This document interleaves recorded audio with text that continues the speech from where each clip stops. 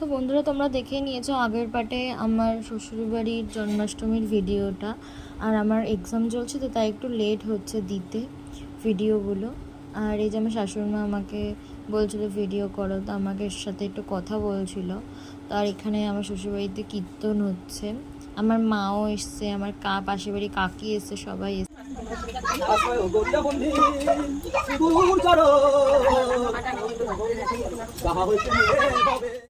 কি বলো তো, যতই বাবা মা বলে ডাকি না কেন, নিজের বাবা মা নিজের বাবা মাই হয়। কারণ শ্বশুর শাশুড়ির সামনে খুব ভয় লাগে আমার ভিডিও করতে। তো আমার শাশুড়ি নিজের থেকেই বললো, যাও গিয়ে গোপালকে কী কী ভোগ দিয়েছি ভিডিও করো।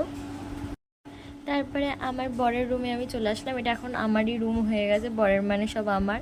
বরের যেটা সেটা তো আমারই, বাট আমার যেটা সেটা আমার বরের না। তো এটা আমার ননদের ছেলে, ও এসে উঁকি মারছে, আমার ভাই এসে উঁকি মারছে।